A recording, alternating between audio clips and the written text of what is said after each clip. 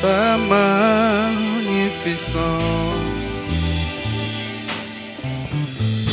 Jésus, les princes glorieux, oui, elle est bon. Tous nos mains vers lui, car mon pouvoir lui a été donné. Jésus, le prince glorieux, acclamons le roi des rois, car tout pouvoir lui a été donné. Jésus, le prince glorieux, Elle est bon. levons tous nos mains vers lui et contemplons sa magnificence.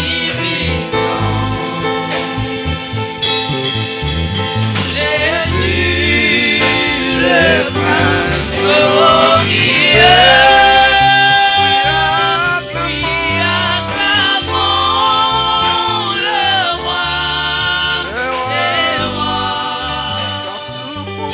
car tout pouvoir lui a été donné.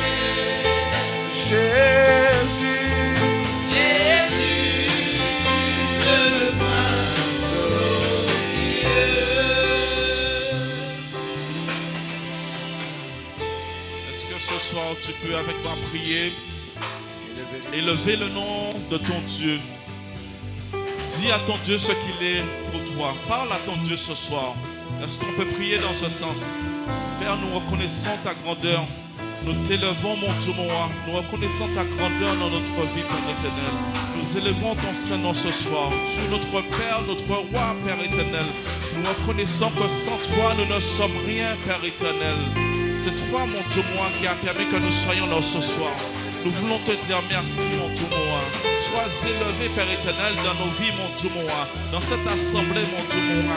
Merci pour ce que tu as accompli dans la vie de tout un chacun, mon Dieu, moi. Merci, Père éternel. Sois élevé, sois magnifié, Père éternel. Dans toutes les circonstances, mon Dieu, moi. Nous voulons te dire que nous t'aimons, mon Dieu, moi. Quelles que soient les situations que nous traversons, mon Dieu, moi. Toi, tu es toujours à nos côtés, afin de nous secourir, afin de nous fortifier, mon Dieu, moi. Quand tu permets que des choses puissent nous arriver, Papa, c'est pour que nous puissions en tirer des leçons, mon Dieu, moi. Merci, Père éternel. Car quand tu fais des choses, tu sais le pourquoi tu le fais, Papa. Merci pour ta grandeur. Merci pour ce que tu es pour nous, mon Dieu, mon roi. Merci pour cette œuvre, mon Dieu, mon roi.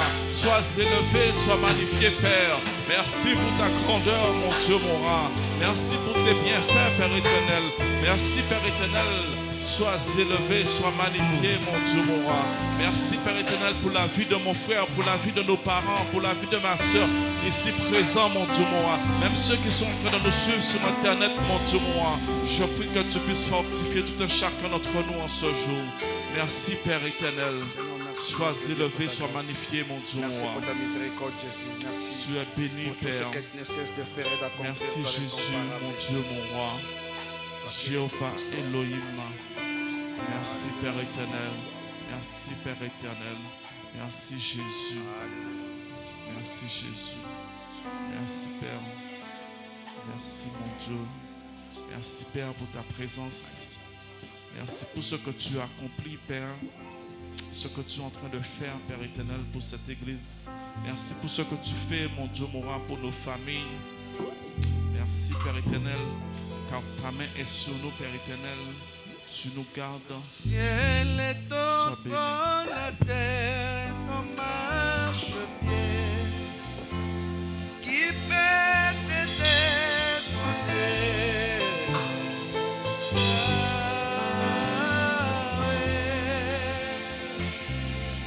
Le ciel est comme la terre.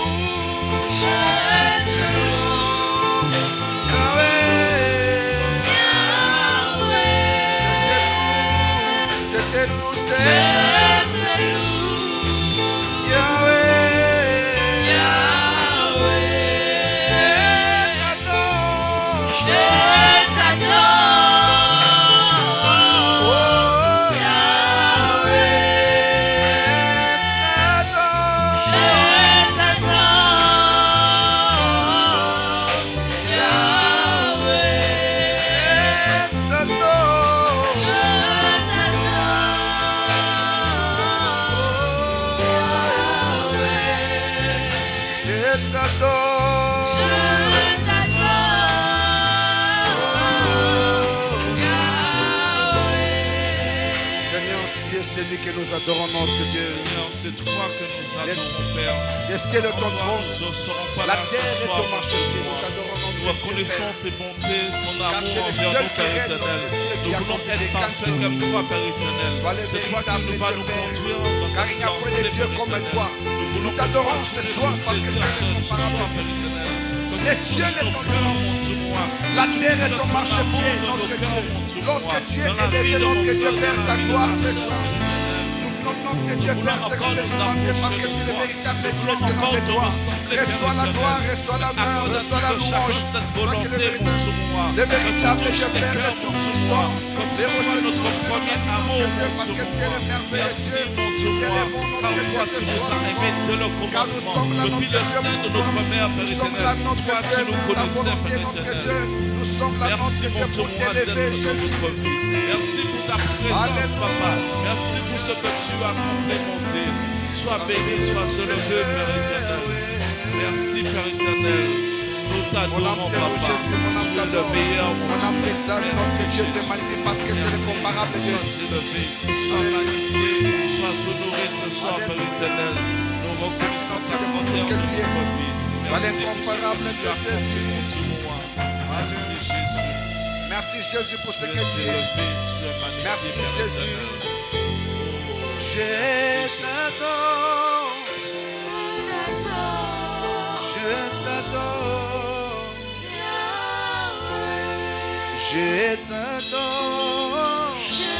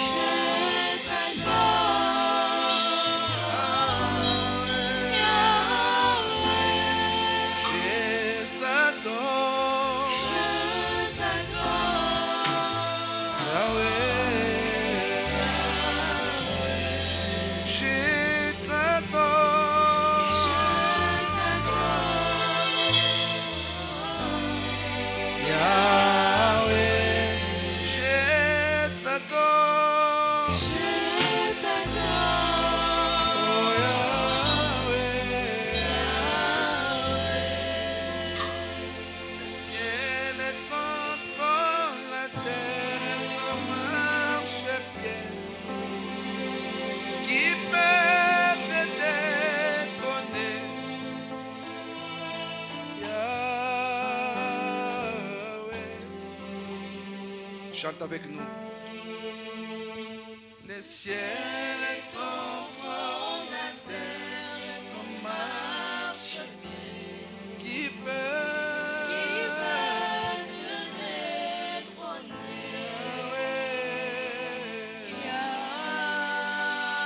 Yahweh. Chante comme si tu priais. Le ciel est ton trône. Le ciel est ton trône, la terre est ton marchepied. Qui peut te détrôner? Yahweh.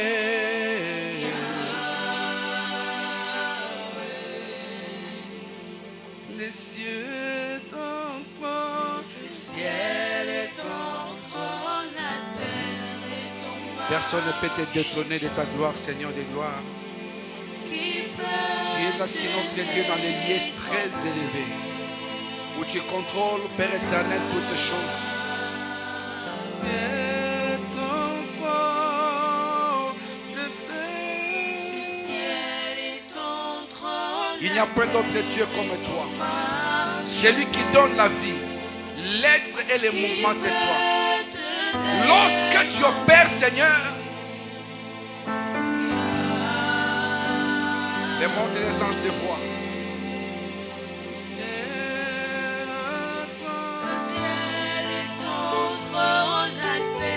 Tu es le roi éternel,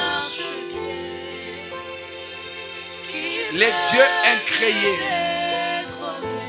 l'admirable conseiller. C'est toi le tout-puissant. Le ciel est ton trône. Le ciel est ton trône, la terre est ton Marche Yahweh.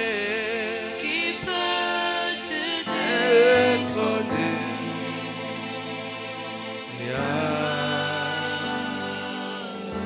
Élève ta voix, commence à dire à Dieu ce que tu chantes. Élève ta voix, dis à Dieu ce que tu chantes. Merci Seigneur de gloire. Nous reconnaissons en toi un roi, notre Dieu, que nul ne peut détrôner. Tu es assis, notre Dieu Père, dans ton règne éternel. Assis, notre Dieu, là où aucun autre Dieu ne peut accéder. Tu es celui qui contrôle toutes choses. Les dieux qui a créé l'invisible et l'invisible, qui est assis dans le trône de sa majesté, c'est toi. Nul n'est semblable à toi, nul n'est comparable à toi. Nous t'adorons, Jésus. Nous t'adorons, toi, les rois incomparable. Nous t'adorons, toi, les repos de nos âmes, Père éternel. Les dieux tout-puissants. Merci, Jésus. Je t'adore, Yahweh. Je t'adore, Yahweh. Je t'adore. Si tu ne peux pas chanter, adore Dieu. Je t'adore.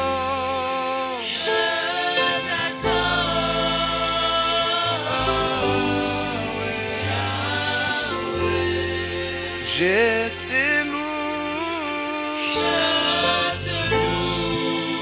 Mon Seigneur, je te loue, Jésus. Je te loue. Yahweh.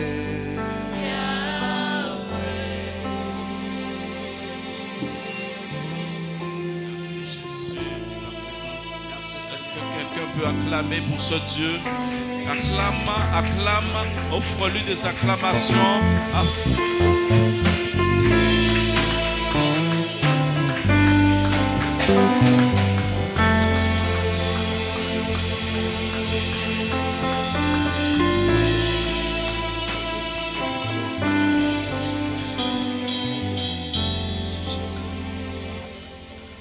Tu vas élever ta voix avec moi. Nous sommes arrivés à un moment où nous allons écouter la parole de notre Dieu. Tu vas prier, disposer ton cœur. Oublie tes soucis, oublie tes problèmes. Laisse toutes tes pensées en arrière.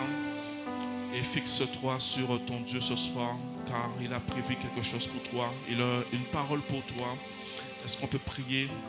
Père, ce soir, nous voulons entendre ta parole.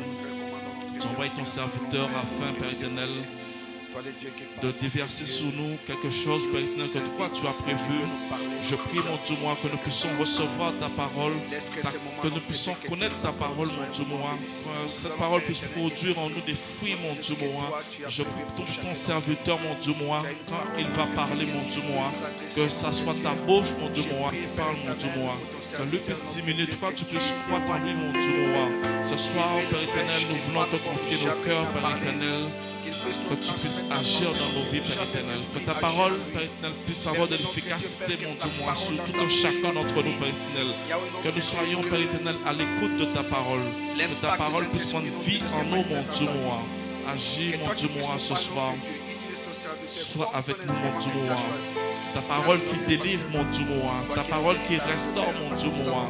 Qu'elle tombe sur une bonne terre ce soir, Père éternel. Dieu Père. afin de Ta parole produire, nous mon dit, Dieu, mon roi. délivre. Ta parole Merci, nous mon dit, Dieu, mon roi. nous libère. Sois béni, sois élevé. Au nom puissant de notre Sauveur et Seigneur Jésus-Christ. Amen. Je vais inviter le serviteur Sharif qui va nous conduire ce soir. Merci. Est-ce qu'on peut acclamer pour notre Dieu?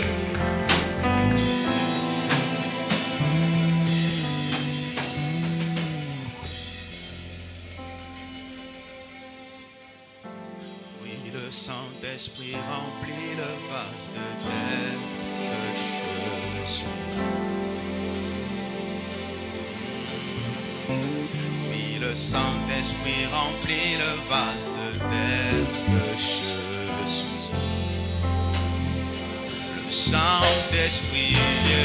Le Saint-Esprit remplit le vase de terre que je suis. Oui, le Saint-Esprit remplit le vase de terre que je suis. Le Saint-Esprit remplit le vase de terre que j'ai. Oui, le Saint-Esprit remplit le vase de terre que je suis. Le Saint-Esprit remplit le vase de terre que j'ai. Oui, le Saint-Esprit remplit le vase de terre que je suis. Le Saint-Esprit remplit le vase de terre que j'ai. Oui, le Saint-Esprit remplit le vase de terre que je suis. Le Saint-Esprit remplit le vase de terre que j'ai. Oui, le Saint-Esprit remplit les vases de terre que nous sommes. Le Saint-Esprit remplit le vase de terre que j'ai. Oui, le Saint-Esprit remplit les vases de terre que nous sommes. Le Saint-Esprit remplit le vase de terre que j'ai. Oh, le Saint-Esprit remplit le vase de terre que nous sommes. Le Saint-Esprit remplit le vase de terre que j'ai.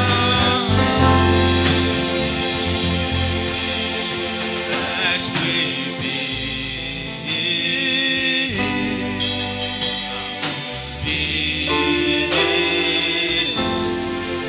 Esprit Dans le vase que je suis.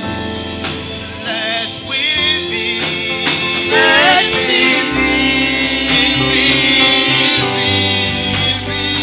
Esprit Le Saint-Esprit Esprit vit dans le vase que je suis. L'Esprit vit Esprit vit en moi.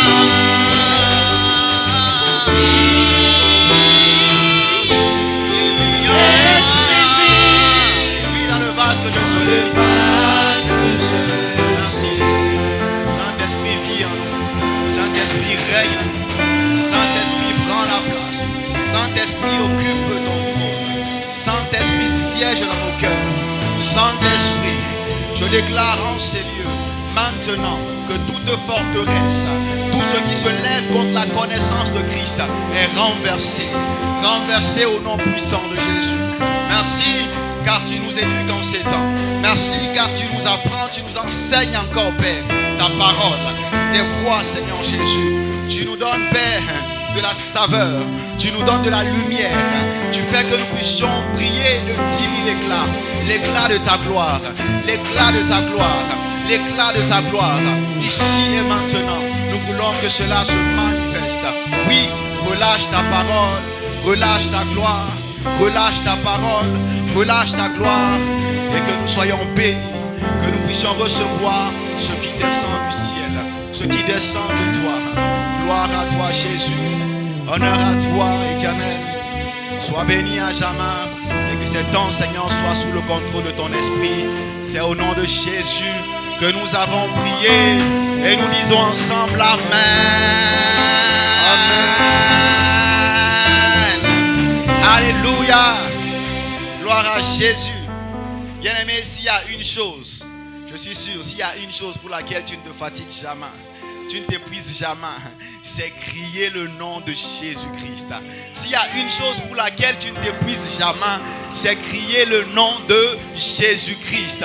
Je connais des gens qui ont le vœu dans leur cœur de pouvoir dire Jésus avant de rendre l'âme, de pouvoir déclarer, proclamer son nom avant de partir de ce bas monde. Il y a suffisamment de force, toujours suffisamment de force pour déclarer le nom de Jésus-Christ. Alors ensemble on va l'acclamer, on va le glorifier. Ensemble on va l'acclamer, on va le glorifier. Nous glorifions Jésus. Jésus pour nos vies, Jésus pour notre église, Jésus pour cette assemblée, Jésus pour nos familles, Jésus pour la nation dans laquelle nous sommes, Jésus pour nos projets, Jésus pour notre destinée, Jésus en tout temps, Jésus en toutes choses. Alléluia. Amen. Amen, amen, amen, amen. Waouh. Gloire à Jésus. Gloire à ce Dieu qui est sans pareil. Ce Dieu qui n'a pas de rival, il n'a pas d'égal. Il est unique en son genre. Unique en son genre. Le seul qui est parfait en toutes choses. Le seul. Il s'appelle Jésus-Christ. Amen, amen, amen. Bien-aimés, je vous salue dans le précieux nom de Jésus-Christ. Lui qui me fait la grâce de me tenir ici devant vous. Lui qui m'a permis d'être là et d'être ce soir l'humble serviteur à travers lequel il nous communiquera, je le crois, une pensée, une parole, un message. Il est actuellement 19h10. Nous avons à peine 50 minutes. Mais par la grâce de Dieu, en 50 minutes, nous allons télécharger des choses qui vont nous aider à courir pendant 50 ans. Amen. Alléluia. En 50 minutes, il va faire des choses qui vont t'aider pendant 50 ans. Amen. Oh, merci Seigneur. Alors, je bénis le nom du Seigneur en tout cas pour la vie de mes bergers dans cette église, dans cette famille qui me font beaucoup confiance. Je n'ai pas mérité. Vraiment tout est par grâce. Vraiment tout est par grâce.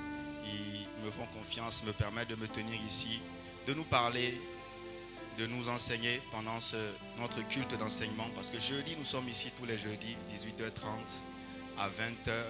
1h30, c'est pas long pour être enseigné. Je pense que tu peux le mettre dans ton agenda pour les fois à venir. Si tu n'as pas l'habitude d'être là, tu peux le caler quelque part. Alléluia. Je salue également ceux qui nous suivent en ligne. Ceux qui nous suivent en ligne, que le Seigneur vous bénisse, que Dieu vous fasse du bien. Vraiment, c'est pas facile de suivre un culte en ligne. Qui a déjà essayé? C'est pas facile. Hein? Que tu le veuilles ou pas, il y a toujours une autre chose à côté qui attire ton attention pendant que tu es en train de suivre le culte en ligne. Mais je crois qu'il y a des hommes et des femmes qui ont eu l'expérience, la sagesse de suivre les cultes en ligne et qui savent se discipliner, se mettre dans des conditions comme s'ils étaient en présentiel. Vraiment, Dieu bénit de tels hommes, Dieu bénit de telles femmes. Alléluia.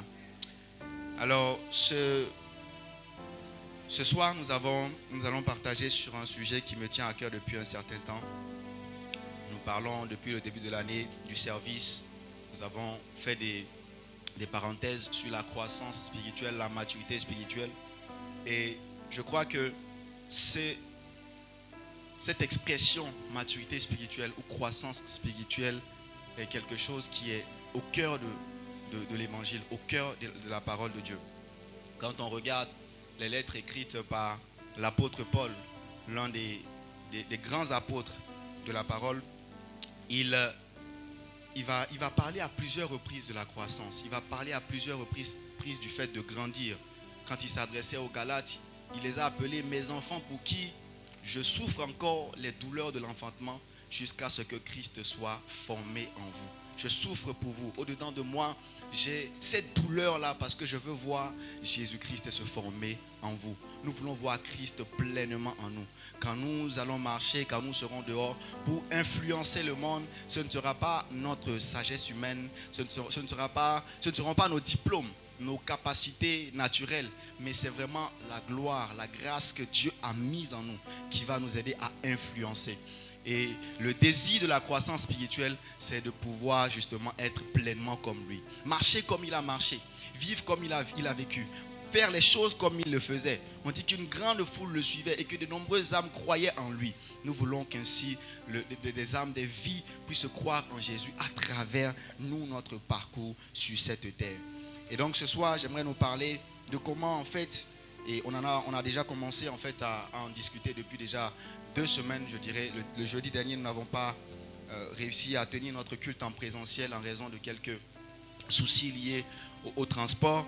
Mais le jeudi d'avant, nous avons parlé justement de comment vaincre la stagnation spirituelle.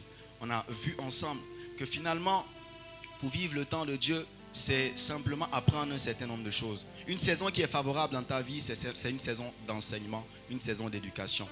Un temps par lequel tu passes et que tu n'apprends rien, il n'y a rien qui s'ajoute en toi en termes de sagesse et d'intelligence, ce n'est pas un temps qui vient de Dieu. Tout temps qui vient de Dieu t'apprend quelque chose. Tout temps qui vient de Dieu te fait grandir. Et on est arrivé à la conclusion que ce soit des moments qui nous plaisent physiquement, qui nous font du bien, ou des temps en fait qui sont difficiles, où on est vraiment dans une forme de tribulation, on est dans une forme de difficulté. Le Seigneur est là. Le Seigneur, tant qu'il nous enseigne quelque chose, il est présent. Et c'est son temps, c'est son moment. Alléluia. Nous allons lire ensemble Deutéronome le chapitre 8, qui est pour nous le verset de base. Deutéronome chapitre 8, qui parle des enfants d'Israël lorsqu'ils étaient dans le désert. Quand je dis Israël, tu penses Égypte, tu penses délivrance, passage par le désert, traversant la mer, traversant les eaux du Jourdain jusqu'à arriver à Canaan. Tu connais ce peuple qui est pour nous un exemple, un modèle sur lequel s'appuyer pour ne pas commettre les mêmes erreurs, mais en même temps gagner en temps, aller très vite, aller très très vite.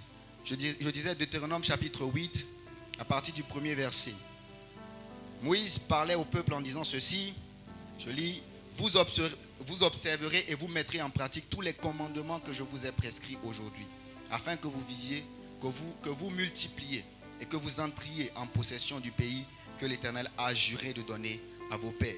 Souviens-toi de tout le chemin que l'Éternel ton Dieu t'a fait faire pendant ces 40 années dans le désert, afin de t'humilier et de t'éprouver pour savoir quelles étaient les dispositions de ton cœur et si tu garderais ou non ces commandements. Il t'a humilié, il t'a fait souffrir de la faim et il t'a nourri de la manne que tu ne connaissais pas et que n'avaient pas connu tes pères, afin de t'apprendre que quoi? L'homme ne vit pas de pain seulement, mais que l'homme vit de tout ce qui sort de la bouche de l'Éternel. Ton vêtement ne s'est point usé sur toi et ton pied ne s'est point enflé pendant ces 40 années. Reconnais en ton cœur que l'Éternel ton Dieu te châtie comme un homme châtie son enfant. Reconnais en ton cœur que l'Éternel ton Dieu te châtie comme un homme châtie son enfant. Alléluia. Ce passage résume le parcours des enfants d'Israël dans le désert.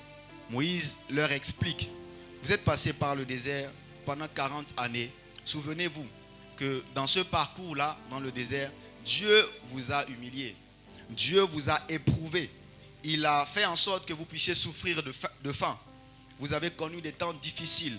Mais il vous a également nourri. Il vous a donné une nourriture qui vient du ciel. Et il finit en résumant, il dit, c'est pour que vous puissiez apprendre quelque chose, que vous puissiez comprendre quelque chose. Que l'homme ne vivra pas ou ne vit pas de pain seulement, mais que l'homme vit de tout ce qui sort de la bouche de l'Éternel. Cette parole, quand je la dis comme ça, tu penses directement à un seul homme, Jésus-Christ. C'est lui qui a rendu cette parole-là populaire. Parce que quand on dit l'homme ne vivra pas simplement de pain, on pense à Jésus qui, après 40 jours de jeûne, est sorti et a été tenté par le diable. Et justement, c'était au sujet du manger et du boire. Le diable lui a dit, transforme cette pierre en pain. Et Jésus a répondu, mais je n'ai pas besoin de ça. Je ne vivrai pas que de pain, mais je vivrai où l'homme doit vivre de toute parole qui vient d'en haut. En vérité, quand on fait la comparaison entre les 40 années que les enfants d'Israël ont vécu dans le désert et les 40 jours que Jésus a vécu ou a fait en train de jeûner, en train de chercher la face de Dieu, on voit qu'au sortir de là, c'est plus ou moins les mêmes enseignements qu'ils sont censés savoir, ils sont censés avoir acquis. On dit aux enfants d'Israël, quand vous êtes sortis, quand vous avez eu la manne qui était une nourriture qui descendait du ciel, c'était un signe de ce que vous n'allez pas manger simplement ce qui est sur la terre. Vous n'allez pas manger simplement des fruits des arbres, mais vous allez manger de ce qui descend d'en haut, de la parole de Dieu. Et ces enfants d'Israël, il leur a fallu 40 années pour certains, pour ne pas comprendre. Pour ne pas comprendre que c'est ce qui vient d'en haut. C'est ce que le Seigneur dit. C'est la parole de Dieu qui nous nourrit et qui fait notre force et notre vigueur. Mais en 40 jours de jeûne et prière, on nous dit que Jésus avait déjà saisi cela. Ce n'était pas simplement des paroles qu'il avait lues dans la Torah. Non, il était face à une épreuve. Il n'avait pas mangé pendant longtemps. Et le diable se présente à lui et lui dit, transforme cette pierre en pain. Quand on voit cette tentation, on se dit, ah mais c'est Jésus, normalement, il est capable de résister. Cette tentation-là, normalement, c'est du jeu pour lui. Ce n'était pas du jeu pour lui. C'était très sérieux. En fait, 40 jours dans le jeûne, c'était en réalité l'équivalent des 40 années que les enfants d'Israël ont fait dans le désert. Et Jésus, en sortant de là, a acquis les connaissances. Il a eu la compréhension de ce que Dieu voulait faire avec lui et de ce que les enfants d'Israël étaient censés connaître dans le désert. Chaque fois que Dieu veut élever un homme, chaque fois que Dieu prépare quelqu'un dans le secret, vous allez voir quand il sort de là, il y a comme des tentations qui se présentent. Il y a comme des épreuves qui se présentent face à lui. Et quand il arrive à surmonter cela, il obtient une certaine victoire. Il obtient une gloire supplémentaire, une certaine grâce qui l'amène à aller encore plus loin. Jésus-Christ, 40 jours et 40 nuits dans le désert, il sort de là, le diable le tente. Il dit, l'homme ne vivra pas que de pain, mais de toute parole qui sortira de la bouche de l'Éternel. Le diable prend encore, l'amène quelque part et lui dit, jette-toi d'en haut. Et il est dit dans la parole que Dieu ne permettra pas que tu puisses tomber, que tes pieds puissent se heurter à une pierre. Dieu ne permettra pas que tu puisses tomber de cette falaise, de cette hauteur. Il enverra ses anges. Et Jésus va lui répondre, oh, il est aussi écrit quelque part que tu ne tenteras point ton Dieu. Tu ne tenteras jamais ton Dieu. Tu ne le mettras jamais à l'épreuve. Tu ne feras pas des choses pour que Dieu intervienne coûte que coûte. Pour que Dieu intervienne même s'il n'a pas décidé d'intervenir. Et c'est ce que les enfants d'Israël ont fait dans le désert. Ils l'ont poussé à intervenir. Ils l'ont poussé à agir. En se plaignant à plusieurs reprises. Ils ont parlé à Moïse. On n'a pas d'eau. On n'a pas de quoi manger. Ils ont tenté l'Éternel. Ils n'ont pas compris qu'il ne faut pas tenter Dieu. Il ne faut pas l'obliger à faire quelque chose. Dieu est souverain.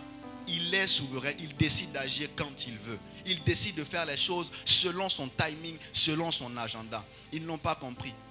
Ils ne l'ont pas compris. Ils ont échoué dans la compréhension de cette chose.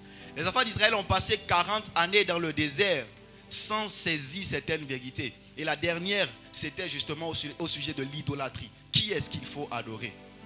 Depuis tout ce qu'ils ont vécu avec Dieu en Égypte, ils ont vu tous les plaies qui ont frappé, ou toutes les plaies qui ont frappé l'Égypte. Ils ont vu comment Dieu les a délivrés de la main des Égyptiens. Mais malgré ça, ils n'ont pas compris qu'il est le seul devant qui il faut se prosterner. Dès qu'il y a eu un temps de silence, dès qu'il y a eu un moment où le berger n'était plus là, où le troupeau était laissé seul, ils se sont fait un veau d'or qu'ils ont commencé à adorer. Ils se sont prosternés devant ce veau. Ils ont même attribué tout ce que l'Éternel a fait à ce veau-là. Ils sont tombés dans l'idolâtrie. Et c'était la dernière tentation de Jésus. Le diable lui a dit, prosterne-toi devant moi et je vais te donner tout ce que tu vois. Jésus lui a dit, non, il y a un seul qu'on peut adorer. Un seul qu'on peut adorer, c'est Dieu. Il est le seul digne d'être adoré, devant qui je peux me prosterner. Vous voyez comment il y a un grand écart entre des gens qui ont vécu 40 années dans le désert pour comprendre certaines vérités et quelqu'un qui en 40 jours seulement a réussi à saisir toutes ces vérités. Bien-aimés, nous ne voulons pas vivre 40 années sur terre pour comprendre 3 leçons. Tu ne veux pas vivre 40 ans pour comprendre 3 choses. Et ce n'était même pas la fin, parce que le désert, les apprentissages, les choses qu'ils étaient censés apprendre dans le désert, ce n'était pas la destination, ce n'est pas la fin. C'était ce qu'il fallait pour qu'ils entrent maintenant à Canaan. Et à Canaan, il y avait d'autres luttes, il y avait d'autres combats, d'autres choses à apprendre. Bien-aimé, il y a tellement de choses que tu dois découvrir, que tu dois rencontrer. Et si tu n'apprends pas dans cette saison, si tu n'apprends pas dans la période dans laquelle tu es actuellement, tu échoueras. Tu vas rester au même niveau et tu n'arriveras pas là où Dieu t'attend. Et malheureusement, comme ces enfants d'Israël, tu risques de rester au désert. Ça risque d'être une destination pour toi si tu refuses d'apprendre. Mais je suis convaincu que le Seigneur envoie sa parole pour que tu aies cette motivation, ce désir d'avancer et de ne pas rester au même endroit, de ne pas stagner tournoyant, restant là pendant 40 années. Non, Dieu te fera la grâce. En quelques jours, en quelques temps, tu apprendras ce qu'il faut savoir et tu iras jusqu'à la phase prochaine, à l'étape d'après. Alléluia. Que Dieu te fasse cette grâce. Que Dieu nous accorde de ne point stagner, de ne pas rester rester au même niveau, de toujours chercher la dimension d'après, le niveau d'après, que nous puissions avancer sans reculer. Alléluia. Ces enfants d'Israël n'ont pas saisi tout.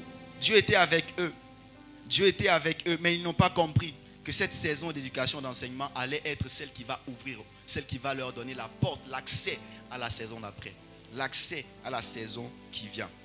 Et nous avons vu justement ensemble que ce qui nous aide justement à avancer, à saisir vraiment les choses que Dieu veut nous enseigner, il veut mettre en nous, c'est d'accepter la situation dans laquelle on est premièrement et de chercher à comprendre exactement pourquoi Dieu est en train d'agir ainsi, pourquoi Dieu est en train de faire telle ou telle chose. On reconnaît les plans de Dieu. On reconnaît que ce qui est en train de m'arriver là, c'est Dieu qui permet que je sois là. Ce désert dans lequel ils étaient, là où ils se sont retrouvés, c'est Dieu qui les y a conduits. Dieu a même tracé un chemin, un plan. Il a dit, ils ne vont pas passer par ici, par le pays des Philistins. Ils vont faire un détour. Ils vont contourner ce pays. Dieu avait lui-même prévu le chemin pour eux. Alors, la situation dans laquelle tu te trouves, quand tu reconnais que cela vient de Dieu, tu cherches à comprendre maintenant pourquoi il permet cela. Pourquoi est-ce que Dieu te fait vivre cela? Pourquoi Dieu te fait passer par ces temps qui peuvent paraître difficiles? Vous savez, pourquoi les temps d'enseignement sont difficiles? La Bible nous dit qu'il est mieux d'être dans la maison de deuil que d'être dans la maison où on se réjouit, où on festoie. Parce que celui qui est dans la maison de deuil prend les choses à cœur. Il comprend mieux ce qui est en train de se passer. Il voit le départ d'une vie et il se remet en question sur lui-même sa propre vie. En fait, nous humains, nous avons tendance à beaucoup plus apprendre quand les choses vont mal. Nous avons tendance naturellement à apprendre quand c'est vraiment difficile, quand c'est corsé. C'est notre nature. C'est comme ça que le Seigneur sait qu'il faut passer par là pour nous éduquer, pour nous enseigner. Il a dit quoi? Dieu vous a humilié. Il vous a fait souffrir de faim. Ce n'est pas de bonnes choses. Hein? Humilier quelqu'un, est-ce que c'est bien? Frère, si je t'humilie, est-ce que c'est bien? Si je te fais souffrir de faim, est-ce que c'est bien? Il dit quelque part même que le Seigneur vous a châtié comme un père châtie son enfant. Comme un père frappe son enfant. Dieu vous a châtié. Quand on voit ça, on dit, ah, c'est quand même un peu un griffe méchant. Hein? C'est peut-être trop dur. Non, Dieu sait que la plupart d'entre nous, nous apprenons en passant par des difficultés. Nous apprenons à travers ce que nous vivons. Et tout ce que nous vivons, en fait, nous devons nous réjouir de ça et chercher à comprendre qu'est-ce que Dieu veut m'enseigner. Qu'est-ce que je dois retenir à travers cela? On a lu dans le psaume 107 où le Seigneur disait, où justement ça disait, Dieu révèle à Israël ou aux enfants d'Israël ses hauts faits, mais à Moïse, il lui montre ses voies. Il lui montre les chemins par lesquels il passe, le procédé et là où il est en train de vouloir les emmener. Une chose est d'avoir en fait la grâce qui descend en haut. Dieu qui te bénit, Dieu qui t'accorde un emploi, Dieu qui te donne un mari. Une autre est de comprendre le but derrière, la raison pour laquelle tu as reçu. À quoi est-ce que cela doit servir? On a parlé de deux choses, la connaissance et la perspective de la connaissance. La bénédiction et la raison de cette bénédiction. Quand on reçoit ces deux ensemble, on a ce qu'on appelle une vision. On nous a parlé de la vision. Il y a de cela 2 dimanches. On nous a parlé de la vision ici, le pouvoir, le super pouvoir même de la vision. Quand tu as deux choses, tu comprends ce que Dieu est en train de faire et pourquoi il est en train de le faire, tu sais directement où aller. Ça te donne effectivement une direction. Les deux ensemble, comprendre ce que Dieu est en train de faire et pourquoi il le fait, ça te donne ce qu'on appelle la vision. Vous savez, Jésus-Christ, à la croix, la dernière parole qu'il va dire, c'est quoi? Quelqu'un se rappelle? Jésus à la croix, il était sur le point de mourir. Avant d'émettre son dernier soupir, son dernier souffle, il va dire, Père, Père, pourquoi m'as-tu abandonné? Jésus pose la question à Dieu. Jésus demande à son Père, pourquoi m'as-tu abandonné? J'ai l'impression quand je lis ce passage-là qu'il y a quelque chose que Christ ne savait pas et qu'on lui a caché quand il était en train de partir. Déjà quand on voit, quand la mort s'approchait, Jésus a commencé à prier parce que son âme était dans l'angoisse. Il disait que cette coupe s'éloigne de moi, mais non pas ma volonté, la tienne, Seigneur. Et quand il arrive à la croix, quelque chose se produit. Mais ce moment est assez particulier parce que quand Christ pose la question, Père, pourquoi m'as-tu abandonné? C'est un temps où la communion entre le Père, le Fils et le Saint-Esprit venait de se briser. Parce que la Bible nous révèle que Jésus-Christ a été rendu péché. Pas pécheur, mais qu'il a été rendu péché. Le péché de l'humanité, c'était lui-même. Il l'a pris sur lui. Il l'a pris sur lui. Et à ce moment précis, puisqu'il est rendu péché, il ne pouvait pas communier avec le Père qui est saint et qui ne peut pas se mélanger avec le péché. Donc il y a eu comme une fissure. Il y a eu comme en fait quelque chose qui venait de se rompre. C'était important que cela arrive parce que pour qu'on puisse entrer par une porte ou même sortir, il faut que cette porte-là soit ouverte, n'est-ce pas? Il faut qu'il y ait une ouverture. En fait, pour que nous puissions entrer dans la communion du Père, du Fils et du Saint-Esprit, il fallait qu'elle soit brisée quelque part. Il fallait qu'il y ait une fissure, une ouverture. Et Christ, justement, a pris sur lui et a créé cette ouverture. Cette brèche qui nous permet aujourd'hui, nous, d'intégrer justement le divin. D'être un avec le Père, le Fils et le Saint-Esprit. Tout comme eux, ils l'étaient. À ce moment, il y avait cette séparation. Mais Jésus pose une question. Jésus dit, Père, Père, pourquoi m'as-tu abandonné? Pourquoi est-ce que cela est en train d'arriver? Bien-aimés, nous devons apprendre à faire cette prière au lieu de chasser ce que nous sommes en train de vivre. Il a commencé par chasser. Vous savez, Jésus a commencé par dire que ça s'éloigne de moi. Après, il a dit non, ça n'a qu'à rester. Ensuite, il a dit bon, ok, pourquoi est-ce que tu m'abandonnes? Au lieu de commencer à chasser le mal que tu vis, enfin, toi tu l'appelles mal, mais moi je vois ça comme une belle école. Au lieu de chasser la chose, demande Seigneur, pourquoi c'est difficile ces temps? Pourquoi même j'ai du mal à prier ces moments? Seigneur, pourquoi tu me fais passer par cette phase-là où je sens que mes activités ne prospèrent pas? Qu'est-ce que tu veux me dire? Que veux-tu m'enseigner? Les gens qui grandissent, les gens qui arrivent à croître spirituellement, ce sont des personnes qui demandent à Dieu pourquoi. Et quand tu as cette habitude de demander, d'essayer de comprendre, de chercher à comprendre la perspective derrière ce que Dieu fait, naturellement, en fait, tu acquiers de la connaissance, c'est vrai, tu acquiers des choses qui te permettent d'avancer. Mais Dieu a tendance même parfois à te révéler sans que tu ne demandes. Quand il sait que tu es ce genre de personne qui cherche le pourquoi, qui essaye de comprendre, qui a une vision, Dieu te révèle sans même que tu ne demandes. Tu connais cet homme qui s'appelle Abraham. Dieu descend sur terre. Dieu allait quelque part. Il avait son projet. Sodome et Gomorrhe ont commis des péchés abominables. Dieu dit, il est temps que je puisse les exterminer. Parce que leur péché, le mal qu'ils ont commis est monté jusqu'à moi. Je m'en vais vérifier, je vais voir. Et si cela est vrai, je détruirai ce peuple. Sur le chemin, il croise Abraham qui l'adore. Abraham qui lui dit, viens, mange chez moi. C'était des anges. Mais quand Dieu voulait se séparer de Abraham, Dieu se pose la question. Dieu lui-même se parle et dit, cacherai-je à Abraham ce que je suis sur le point de faire? Est-ce que je vais garder ça pour moi? Et vous savez ce que Dieu dit? Dieu dit, Abraham sera une grande nation.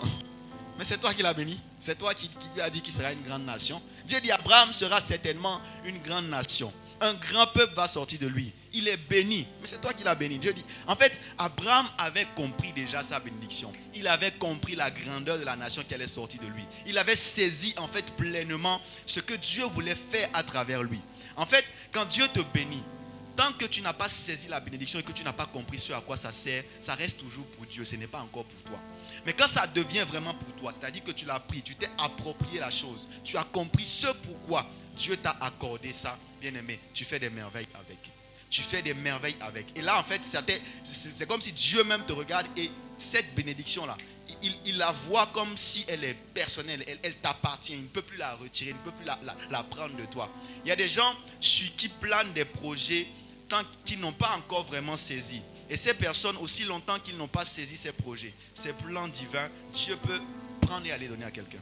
Il y a des choses qui sont sur ta vie, des choses pour lesquelles Dieu t'appelle. Tant que tu n'as pas compris, tant que tu n'as pas saisi, tant que tu n'es pas entré pleinement dedans, ça peut aller sur quelqu'un. Ça peut aller sur quelqu'un. Le moment où en fait Dieu ne se répand pas de sa grâce, de ses bénédictions, c'est au moment où tu l'as vraiment saisi, tu l'as compris. Au moment où tu l'as vraiment saisi et tu l'as vraiment compris. Mais tant que c'est encore là et que toi-même tu n'as pas attrapé, ça peut partir ailleurs. Quelqu'un d'autre peut le faire. Quelqu'un d'autre. Le Seigneur peut capaciter une autre personne pour la tâche, pour la mission. Et Dieu dit, est-ce que je vais cacher cela à cet homme qui va devenir une grande nation? Je disais, c'était plutôt Psaume 103, verset 7. Nous avons besoin d'être comme ces hommes Abraham, Moïse. Ce même Moïse, Myriam et Aaron se lèvent et commencent à dire, est-ce que c'est seulement par Moïse que Dieu parle? Est-ce que lui, c'est la seule personne par qui Dieu parle? Ils ont commencé à parler mal de lui parce qu'il avait épousé une femme étrangère. Ils ont commencé à parler. Et Dieu leur dit, levez-vous, venez. Il les amène dans la tente d'assignation. Et il leur parle. Il dit, s'il y a parmi vous un prophète, s'il y a parmi vous quelqu'un par qui je vais parler, c'est à travers des songes, à travers des révélations, des mystères que je vais lui révéler, mais pas de manière directe. Je ne vais pas lui parler directement. Mais Moïse, lui, il n'y a pas de barrière entre lui et moi. Il n'y a pas de filtre entre lui et moi. Je lui parle directement. Et ceux qui grandissent ou ceux qui croissent spirituellement, c'est des gens à qui Dieu peut parler directement, sans passer par des contours, par des détours. Tu vois, depuis longtemps, là, tu cherches l'interprétation des songes que tu as reçus. C'est la preuve que tu n'as pas encore bien grandi. Quand tu dois interpréter un songe, c'est-à-dire tu vois le songe, tu ne sais pas ce que ça signifie, c'est la preuve que tu es encore spirituellement quelque part, encore petit.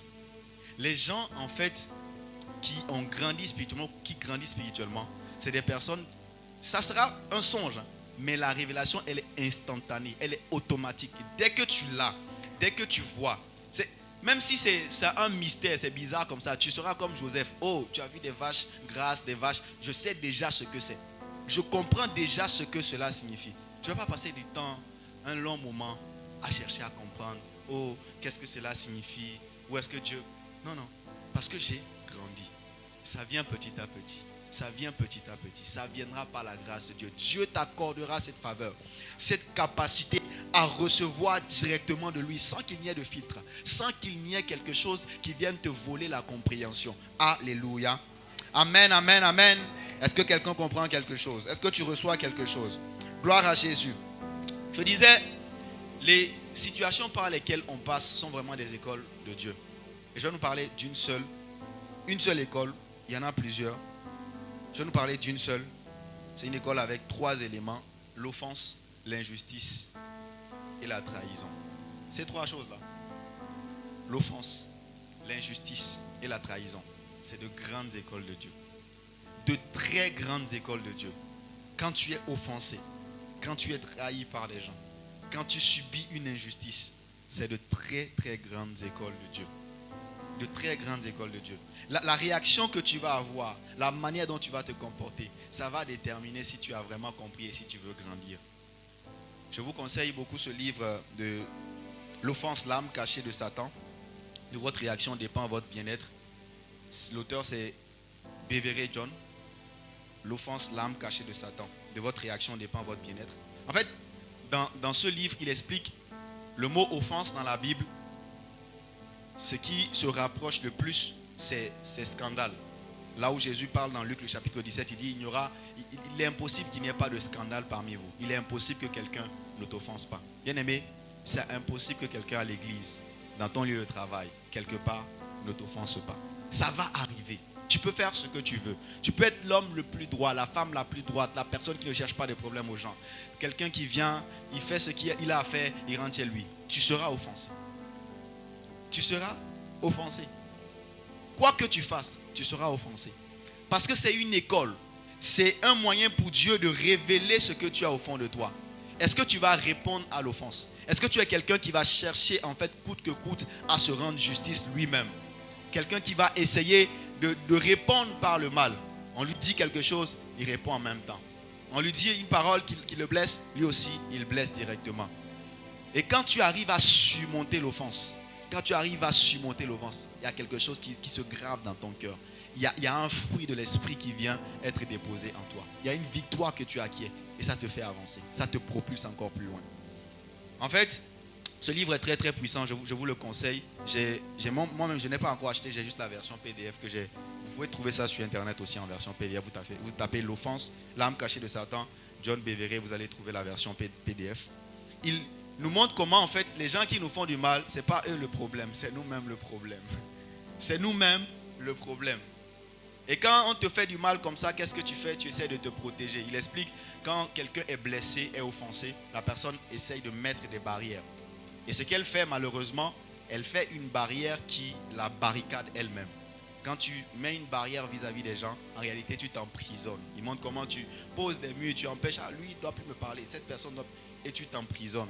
Parce que tu t'isoles des gens, tu t'éloignes des gens. Et c'est là que le diable peut bien te frapper. C'est là que le diable peut bien t'avoir. Je vous le conseille. L'offense révèle vraiment l'état de notre cœur. Et ça permet à Dieu de faire une opération. Quand j'étais en train de penser à ces moments, j'ai vu quelqu'un qui sortait d'une salle d'opération alors qu'on lui a déjà ouvert le ventre. C'est-à-dire qu'on l'a déjà ouvert comme ça. On était en train de faire une opération. On lui ouvre le ventre pour régler. Et il s'est levé, il est sorti. On lui demande pourquoi. Il dit, ça me fait mal. Parce que ça lui faisait mal. Il a décidé de partir. Et Dieu me disait, combien de chrétiens à l'église, parce qu'on les a offensés un peu, ils se sont levés, ils sont partis. Sans savoir que l'église, c'est le bloc opératoire. On te coupe, mais c'est bien pensé, c'est chirurgical. On te coupe là où il faut. Et on enlève des choses de toi et on referme.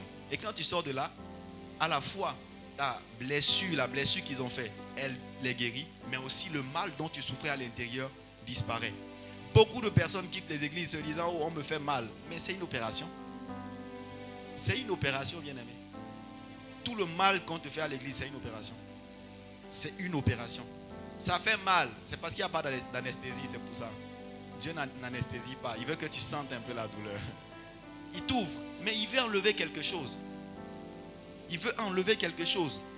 Dans 1 Corinthiens, le chapitre 6, l'apôtre Paul était en train de parler à l'église de Corinthe. Il a dit, j'ai appris que quand vous avez des procès entre vous, vous avez des disputes entre vous, et vous vous levez, vous prenez les disputes là de l'église, vous amenez ça dehors pour demander à des juges extérieurs de vous départager. Ce n'est pas une bonne chose. Il dit, ce n'est même pas bien qu'il y ait parmi vous des problèmes de ce genre. Mais en plus, d'ailleurs, pourquoi est-ce que vous n'acceptez pas de souffrir un peu d'injustice? Lisons ensemble 1 Corinthiens chapitre 6 verset 7. Il dit, pourquoi est-ce que vous n'acceptez pas de souffrir un peu d'injustice? C'est déjà certes un défaut chez vous que d'avoir des procès les uns avec les autres. Mais pourquoi ne souffrez-vous pas plutôt quelque injustice? Pourquoi ne vous laissez-vous pas plutôt dépouiller? Il dit, pourquoi ne vous laissez-vous pas plutôt dépouiller? On peut lire dans une autre version, dans la version Bible du Semeur. De toute façon, vos différends constituent déjà une défaite. Pourquoi ne souffrez-vous pas plutôt l'injustice? Pourquoi ne consentez-vous pas plutôt à vous laisser dépouiller? Il leur demande, pourquoi vous n'acceptez pas un peu d'injustice? Un peu quand vous dépouillez. Dis à quelqu'un, laisse-moi te dépouiller un peu. Maman, laissez-moi vous dépouiller. Ma soeur Dorcas, laisse-moi te dépouiller un peu. Dis à quelqu'un, laisse-moi te dépouiller un peu. Laisse-moi t'offenser un peu. Dis à quelqu'un, laisse-moi t'offenser un peu. Oui, ça fait mal. Mais ma soeur Tsunami, laisse-moi t'offenser un peu. Par moment. Laisse-moi te faire subir un peu d'injustice. C'est une opération stratégique que Dieu est en train de mener dans ta vie. Que Dieu est en train de mener dans ta vie. Et je parlais mardi de Joseph. Cet homme-là, injustice, il a connu. Trahison, il a connu. Tout, il a connu. Mais quand il sort de là, aïe. Quand il sort de là, il est placé au sommet du pays. Il ne cherche pas en fait à se rendre justice. Il dit non, tout le mal que vous avez essayé de faire là, c'est Dieu l'a transformé en bien. En fait, j'ai compris que c'est une opération. J'ai compris que je devais passer par là pour arriver là où je suis aujourd'hui. Bien-aimé, tout ce que tu vis, tout ce que tu traverses, l'offense qui vient des gens, on voit ça, une arme du diable. C'est une arme du diable si seulement tu cèdes.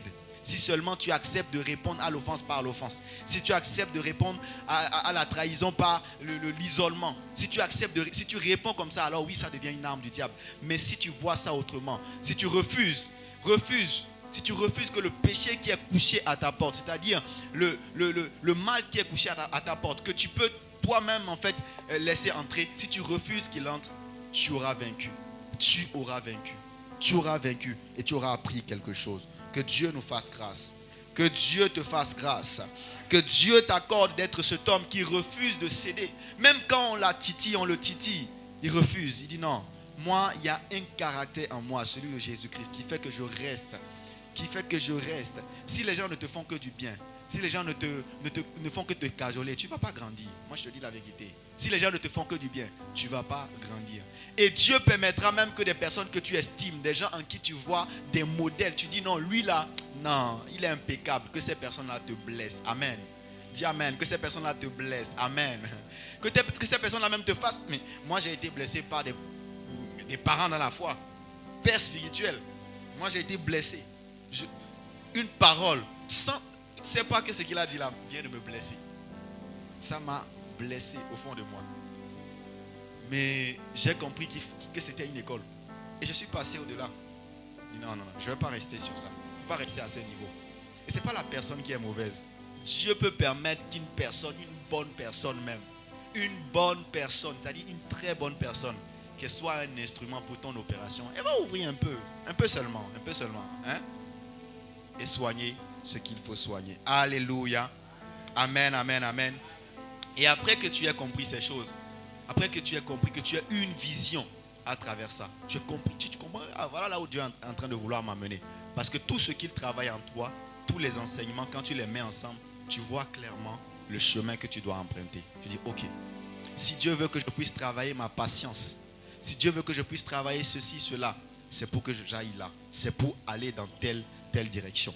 Et quand tu l'as, quand tu as la connaissance, la perspective qui vient d'en haut, qui vient de Dieu, la deuxième chose qu'il te faudra, c'est une forte conviction. Dis avec moi, une forte conviction. C'est la deuxième chose dont tu auras besoin pour grandir. Pour grandir, il faut avoir une forte conviction. J'ai une vision claire. Je comprends ce que Dieu est en train de faire dans ma vie. Je comprends là où il veut m'amener. Je sais. Mais il faut que je sois convaincu. Si je ne suis pas convaincu, rien ne va se passer. La Bible dit que tout ce qui n'est pas le produit d'une conviction est quoi? Péché. Et quand on lit péché, on pense peut-être à quelque chose de mal, quelque chose de mauvais. On pense à quelque chose de négatif. Mais vous savez, il nous est tous arrivé un jour de prier sans conviction. Tu as prié, mais j'ai dit seulement, hein, quelqu'un a le pied cassé, tu pries pour lui, oh Seigneur, est-ce que tu peux arranger le pied? Aucune conviction. Au fond de toi, tu sais que, aucune conviction. Tu n'es pas en train de pécher dans le sens faire du mal. Mais quand on dit que tout ce qui est produit ou est fait sans conviction, c'est péché, c'est dans le sens, le deuxième sens de péché, en fait, la deuxième manière de traduire cette phrase, c'est que ça n'atteint pas le but. Ça ne va pas arriver à l'objectif.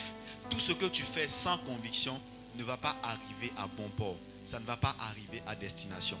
La conviction est ce que la Bible appelle aussi la grande foi. Avoir une très grande foi. Et la conviction est ce qui ouvre les cieux pour t'apporter la provision pour la vision.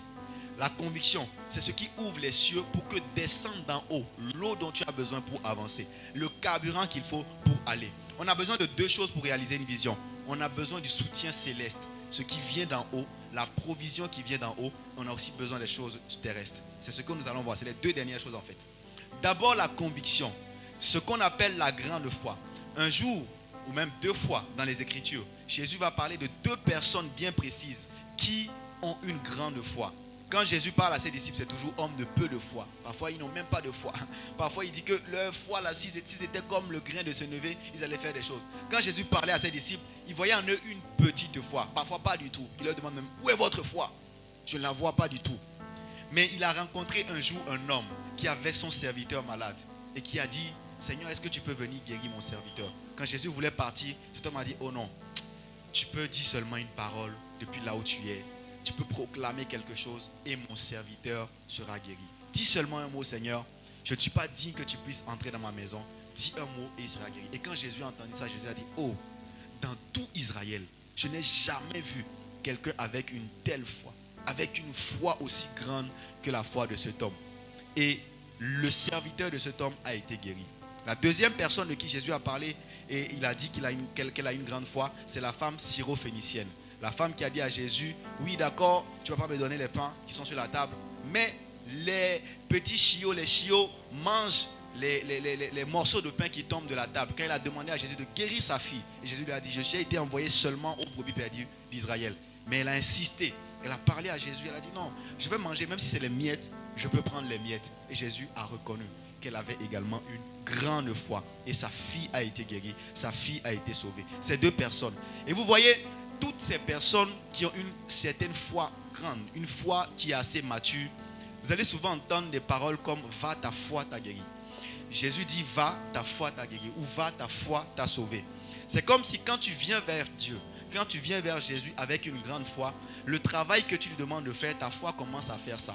Avant même qu'il ne prie, avant même qu'il ne dise le travail que tu lui demandes, ce pourquoi tu es venu vers lui, ta foi commence déjà à faire le pas vers ça. Ta foi commence déjà à saisir la chose.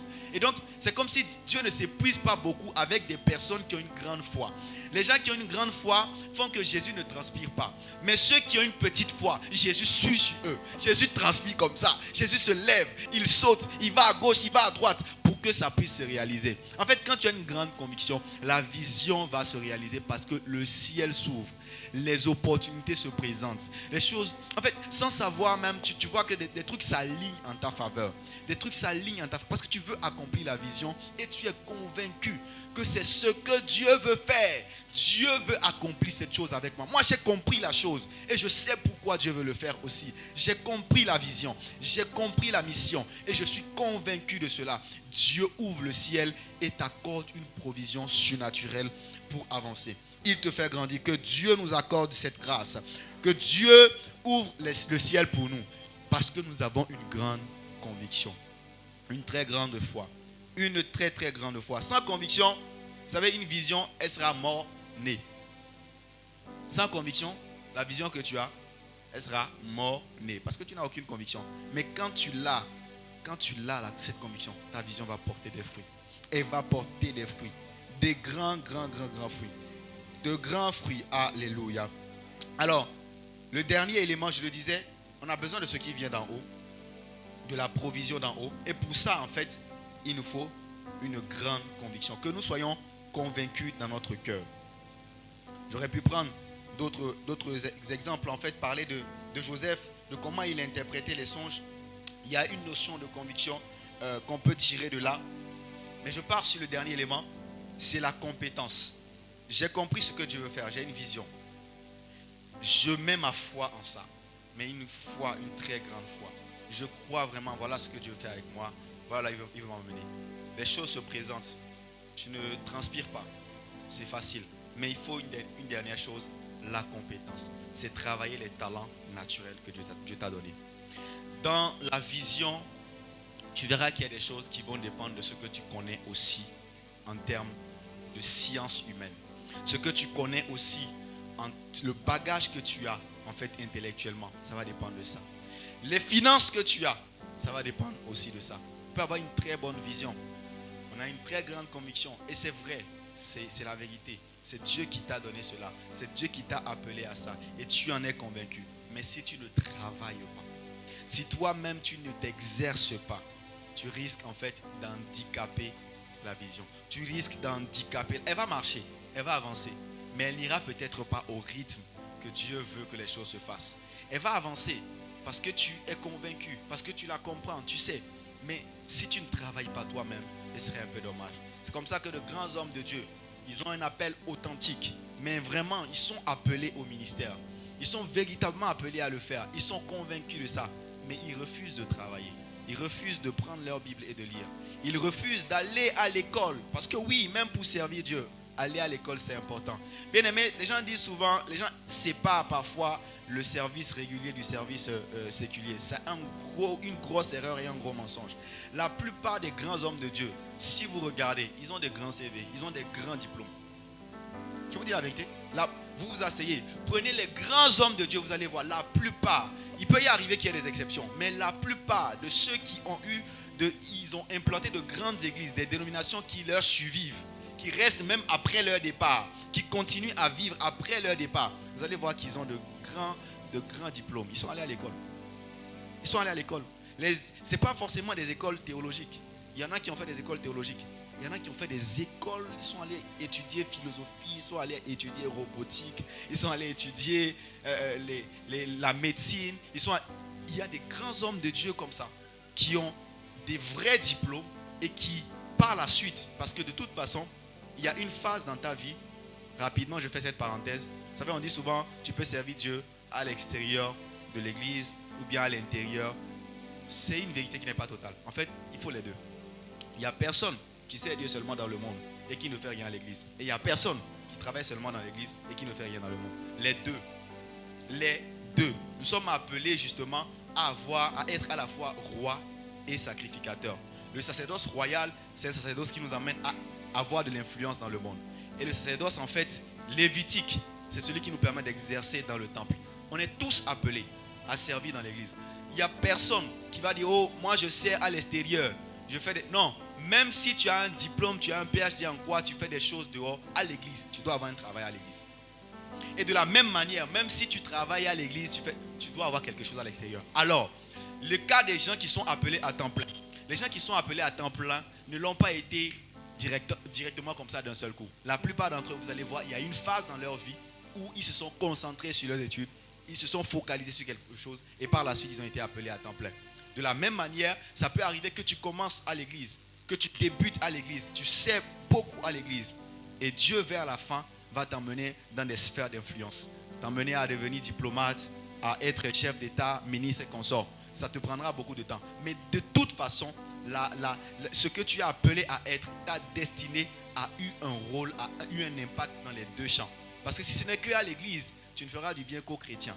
Et si ce n'est que dehors, tu ne feras du bien qu'aux gens de l'extérieur. Il faut les deux. Et c'est important de comprendre ça, d'avoir cette vision. Alors je disais, travailler ses compétences. Tu sais que tu es appelé à chanter pour Dieu, mais tu n'apprends pas. Tu refuses de... Tu sais que tu es appelé à être un grand instrumentiste, mais tu ne travailles pas. Tu ne travailles pas cela. Il faut de la discipline dans le fait d'exercer les talents, les dons que Dieu a mis en nous, qui doivent venir nous aider, qui participent à l'accomplissement de la vision, à l'accomplissement de la destinée. Il faut que tu t'asseyes et que tu travailles ces choses. Ça là, ce n'est pas une onction qui va descendre sur toi qui va le faire. Tu dois travailler. L'onction va faire des choses, mais il faut un canal. Il faut quelque chose par lequel l'onction va passer. Et si tu n'as pas un talent qui est vraiment affiné, pendant que tu es en train de chanter ou pendant que tu es en train de jouer, tu sors de la gamme, oui, l'onction, mais il y a 2-3 personnes qui sont perdues. On veut que tout le monde soit pris dedans. Amen. On veut que tout le monde soit saisi dedans. Travailler, en fait, ses compétences. En fait, Dieu nous dit quelque part, quand il a donné une vision à Moïse, Dieu a donné la vision à Moïse. Dieu lui a dit, voici, tu dois construire pour moi le tabernacle. C'était la version miniature du temple. Il devait marcher avec partout.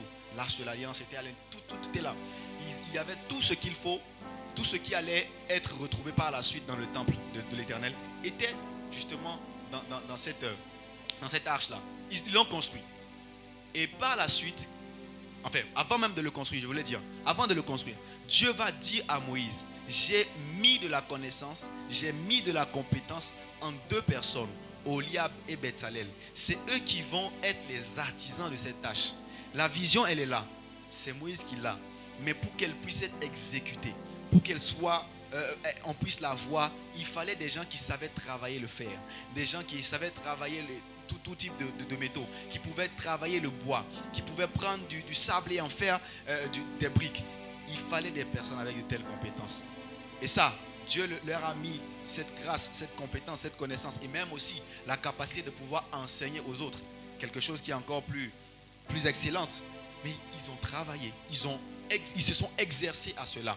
Ils ont accepté de faire des choses. Ils ont accepté de porter justement ce fardeau et de travailler, d'exercer ce talent naturel qu'ils ont. La parabole des talents nous en parle. C'est ce que la parabole des talents nous résume. Des gens qui ont accepté de travailler les talents et d'autres qui ont dit non, moi je vais aller enfouir ça quelque part. Je cache ça. Je ne vais pas travailler cela. Et malheureusement, quand le maître vient, il s'en prend à celui qui a caché et lui dit, tu es un serviteur méchant. Tu es un serviteur méchant. Tu es paresseux. Tu n'as pas pris ce que je t'ai donné pour le fructifier. Bien-aimé, 4 choses. 4 choses. La connaissance qui vient de Dieu. La perspective derrière cela. Travailler aussi ta conviction. Demander à ce que Dieu te remplisse de conviction. Et enfin, les compétences. Travailler plutôt tes compétences. Travailler tes compétences. Voilà comment les axes sur lesquels tu dois en fait te focaliser pour avancer. Et quand tu réunis tout ça, tout naturellement, le caractère de Christ se forme en toi. Tout naturellement, le caractère de Christ se produit en toi. Et tu avances. À travers tout ce que tu vis, cherche à comprendre. Que veux-tu me dire, Seigneur? Quel est le message derrière? Et quand tu comprends, quand tu saisis, tu as une vision, une direction. Tu es convaincu que c'est dans ce sens-là qu'il faut aller. Tu travailles, tu cherches ce qu'il faut pour pouvoir accomplir, réaliser la vision. Et tu grandis, tu revêts le caractère de Jésus-Christ. Alléluia. Amen, amen, amen. On peut se tenir debout. Nous allons prier par rapport à ce message. Nous l'avons fini.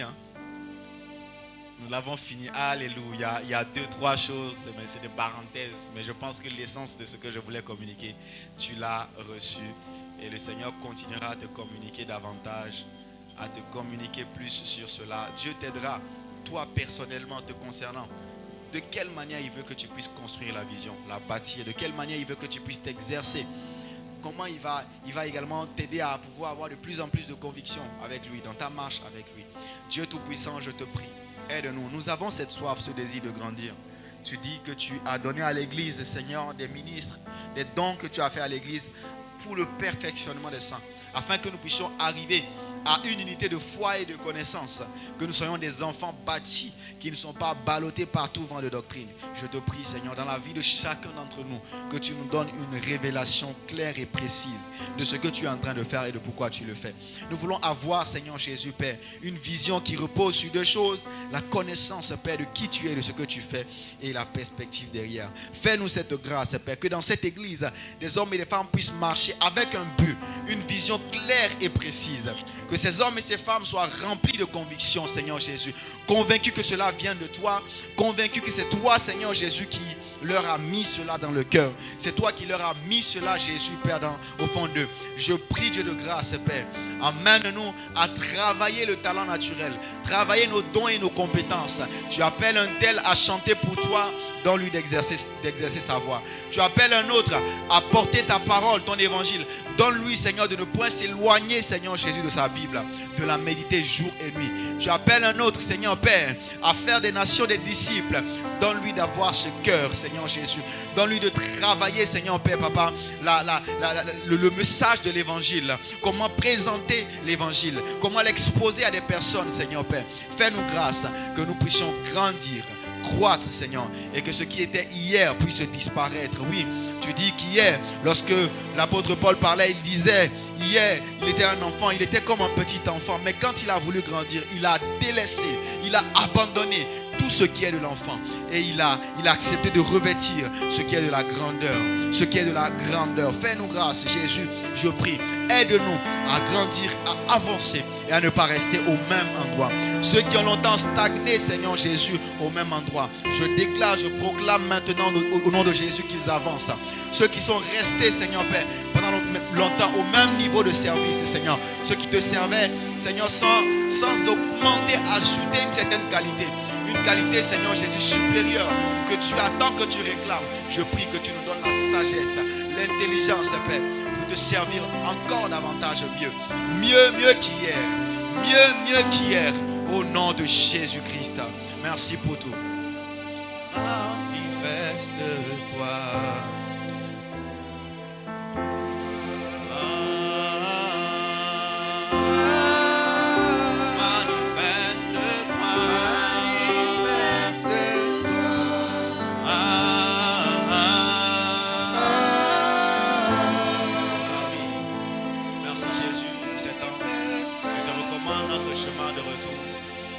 Sains et saufs dans nos demeures respectives.